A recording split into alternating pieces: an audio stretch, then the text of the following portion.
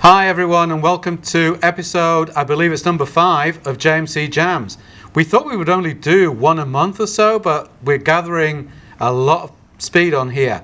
Today we're going to speak to a very special guest, Rowena Ulbrick from Swinburne University in Australia. So Rowena landed only a day or so ago, I think, Rowena, yes. So you must be kind of confused as to what time of day it is, right? Body is confused, no question about that. And so Rowena is part of the whole Adobe Creative Campus that we are members of as well.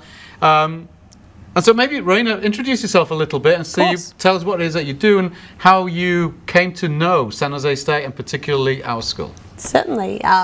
First of all, thank you so much for having me. It's an absolute delight to be able to feature on the podcast while I'm here visiting. My name's Rowena Ulbrick. I'm Academic Director Digital Literacies at Swinburne, which is located in Melbourne in Australia. We have around about 33,000 students. We're a dual sector university with both vocational and higher education, as well as multiple campuses around Melbourne's east and outer east, as well as in Sarawak, and also looking at some other opportunities. So we've got campuses in Australia and beyond. And my work is really around promoting, supporting the embedding of digital capability into the curriculum, ensuring that our students are digitally confident once they leave university. And part of that work is heading up our Adobe Creative Campus. And Swinburne became an Adobe Creative Campus in November 2019. We were the first Adobe Creative Campus in Australia. So it was a really important partnership, and it continues to be at Swinburne. And one of the things I really wanted to do was look at what were Adobe Creative Campuses doing that were more mature than us, that have but also Australia, obviously not so many to look around. We wanted to look at what other things people were doing, universities were doing, to really ensure digital capability with the Adobe suite. And when I came and visited last year for the Adobe EduMax conference, I made a point of making contact, knowing that San Jose State was also an Adobe Creative Campus, and actually was put forward by Adobe as being a really great institution, and see the work that you're doing. When I came and joined yourself and Tina Karani last year for a tour and seeing what you're doing, we were so impressed with the work you're doing, in particular around your work with your student ambassadors, Adobe ambassadors.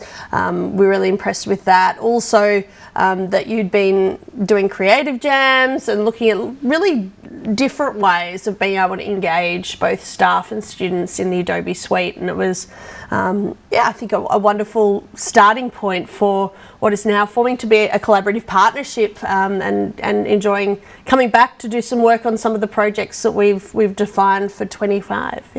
Yeah. I mean, you keep coming back. And that's good, huh? Yeah, that's a good sign. Yeah. So we do. I can't believe it was a year ago that you guys were here for EduMax, and one of the things that we were talking about was the creative jams. Obviously, the Adobe student ambassadors, and we're going to have them on the podcast at some point to kind of recruit and talk about the work that they do, which is invaluable in terms of not just spreading the word about the Adobe tools that we have available on campus as a student or faculty, but just in terms of what good they can do for your work and for enhancing really everything that you kind of do while you're here at San Jose State. But we spoke about creative jams quite a bit, and both Tina and myself have worked on these over the years with Adobe and then independently as well. So the whole idea of a creative jam comes from Adobe, where they would organize these, hackathons, or very quick fire exercises, creative exercises happening in different locations. But then, of course, with COVID, these jams went online and they became a big global enterprise. And so at that point, students here from JMC and from across campus as well were participating in the global jams, but we also brought a few closer to home, and we did a few with we like to do them with collaborative partners, and Swinburne was just kind of a dream collaboration, really, because it's just everything between Australia and here is just so different. You know, I mean, sure, we speak the same language, but we're on a different time zone, right? We're on different seasons, and the whole cycle is kind of different enough to kind of to really make it interesting, I think. And I love doing these jams where we're cutting across time zones and seeing how students, if they do work together, how they kind of manage all of that. But our creative jam is going to be happening in our spring, which is in around about March, I think, 2025, which will be your fall. Yes. Yeah. Kicking off the fall. Yeah. So we're still working on it, right? But yeah, we've absolutely. spoken about. But I think what was really great to kick it off was having Tina actually present to our Adobe Digital Coaches. We don't have ambassadors as such. It's a little bit of a different program. Our Adobe Digital Coaches are actually employed on a casual basis to work in the Adobe Hub. They run in-class workshops for academics that might be teaching, with the Adobe Suite and want the tool training to actually have some support with that. So we have a booking system. Any academic can book in a time with Adobe Digital Coach, and they'll come in and actually teach the tool in the context of the assessment, which is really great. We've had over 60 workshops in 24 already. So it's a really popular offering. We also have a drop-in, and so any student can come and drop in to the Adobe Hub and get that one-on-one coaching support. We had a totally brand new team start in January this year. And so the first person I turned to really show what is possible with a student Adobe community was Tina and yourself. And having Tina actually present in the first week that our new team had started, I think really inspired them. It's something that they still talk about.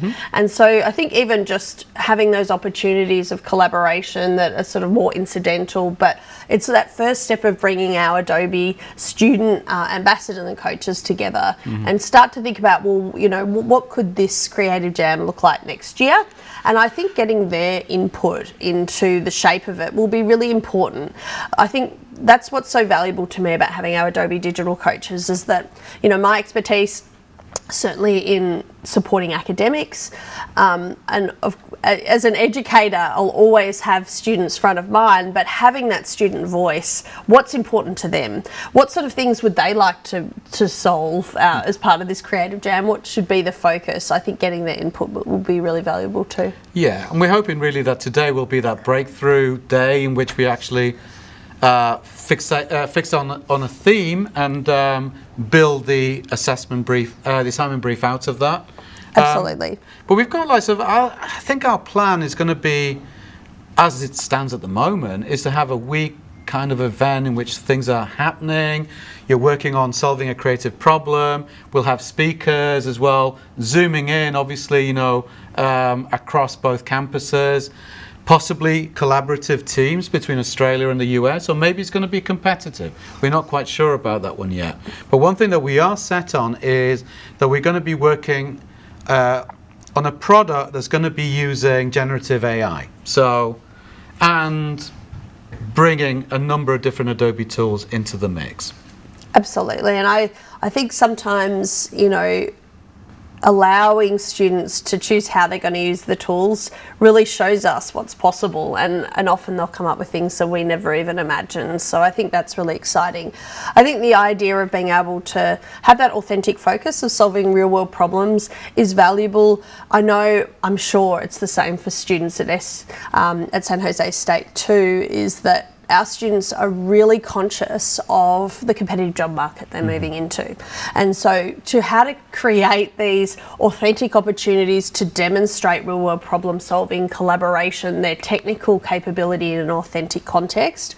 Of course, they've got their assessment, their capstones in their studies, but this gives them a little bit more control of being able to create some experiences that they might be able to talk about with a prospective employer that actually shows what they're capable of. Having that opportunity for creativity and solution design, it not being ring-fenced by assessment, does allow them to perhaps do things that might not be possible in their studies otherwise. Yeah, exactly. It's low stakes in that respect, and they can just really allow their creativity to create wonderful things, in collaboration with hopefully different disciplines from across our campuses. So we're going to be opening up, having lots of a call to sign up for the project later on in this semester.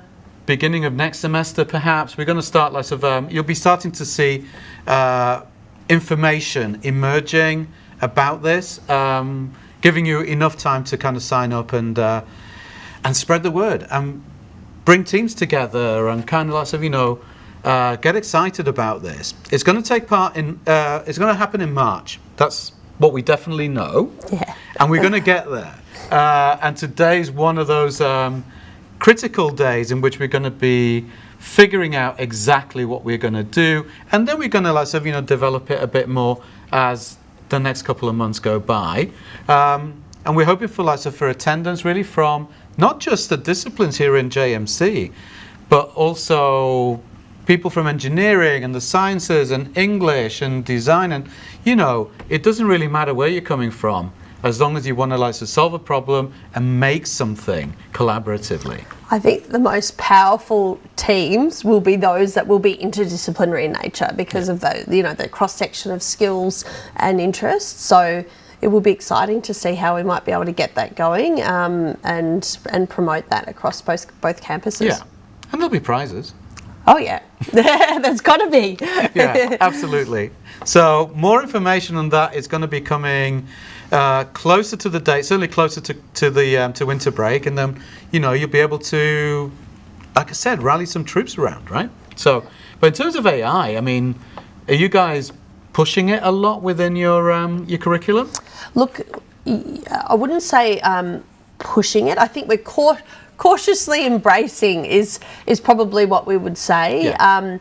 One of the things that has been so, I suppose, reassuring for academics is that when we're using the Adobe suite, we know that it is, the AI that's native to the tools, as well as Firefly, their standalone products, that they are constructed in a way that is ethical. We know that the stock that's used, the creatives are paid for that. Mm-hmm. I know that's a huge concern when I'm certainly talking to both staff and students, that's a huge concern. So I just, for the work that I've been leading around promoting effective practice with generative AI, I found that that's really removed some of the barriers to the discussion, which is great. We've got a thriving AI community of practice, which we have been promoting the Adobe tools, but also, the community of practice is in fact tool agnostic, but we've been highlighting effective practice from educators, and we've had some researchers pitch so that there's that sort of rigorous, I suppose, sometimes skepticism, as well as looking at effective practices and the use of the tools. That's been really well attended from academics, and so I suppose what that shows is that there is a real appetite to embed the technology into the curriculum. We've got guidance for academics about how to go about it. I suppose key to that, without getting too granular, is about actually being really clear in assessment as to how you want students to use it. So no longer is it okay that it's absent. All students should know to what extent AI should be used, if at all, and that's across the board now. And I think that's a huge transition that we made quickly, and I'm very pleased about that, because I think having a situation where students don't know what they can and can't do is destabilising for them. Yeah, completely, and I'm glad that you brought up the whole creators get paid question, which is a big issue. And when I personally started introducing generative AI into the assignments I was teaching, students were asking those questions. What are the ethics behind this? And sure, if we're using Adobe Firefly, we now know that those kind of guardrails are in place, and similarly with Adobe stock as well. And those are two of the to the applications that we're going to be focusing on for the Jam as well. And looking at all of the other exciting Gen AI stuff that's going on with Adobe, which of course is all built around the Firefly engine. So we're knowing that ethically we've got a little bit less to worry about than if we were using any other tools. Only the other day I was playing with Photoshop Express, and they've got a new AI object insertion tool, which is just really cool. It just adds a new dimension to your to the photo editing you do. It's not perfect, but it's great. And I tell you what though, it really ups your Instagram game. So I know lots of people, their interest will be piqued by that. yeah. Now that raises a whole load of other ethical questions. But that's for another day, I guess. So as we kind of wind this down, because we don't really like to spend like, so even though I want to be talking to you for longer, it's as far as the podcast goes, I like to keep it down to like the 15 to 30 minutes kind of thing, because I don't really like to listen to anything that's longer than that, right? So that's my kind of benchmark. But really just to close things down, because honestly, Rowena, this is fascinating and I can't wait for this Jam to take place. There's other opportunities as well, aren't there? Because between Swinburne and SJSU, we've got this study abroad exchange thing going on, where our students can go to Australia and your students can come here to San Jose? Absolutely, and I think one of the exciting things about our Creative Jam kicking off in 25 is that students become aware of this opportunity and make the most of it. So I think this will be a really great sort of opportunity to raise the profile of this opportunity and then see what happens after the Creative Jam. Maybe those connections that are forged potentially between coaches and the student groups might help make that decision feel a little easier. They might have the confidence to be able to study abroad, and it would be a fantastic opportunity. Yeah, that is just one of those golden opportunities that you get when you're in education that rarely come by, once you graduate and you've got the daily grind to kind of to deal with, right? So study abroad is just a fantastic opportunity to kind of experience those different cultures and just learn and soak things up, because especially in my discipline, that's one of the key things that you need to be able to do. So thank you, Rowena, for sharing your thoughts with us. We're going to go and nail this thing, right? We're going to sort of get this brief 100%. written today. Yeah, no pressure. Absolutely. And I hope that your jet lag kind of wears out. Thank you. It will. It'll conk out probably in the next 24 hours, I reckon. Okay. But Well, that's thank good you. to An know. absolute delight to be here, and thank you for the opportunity to be able to talk further on this podcast. Really exciting stuff, and well done for what you've created. Oh, thank you. Thank you. So thank you, Rowena. Thank you, everyone, for listening and watching, and keep your eyes peeled and your ears peeled for the more news about the Creative Jam. Thank you.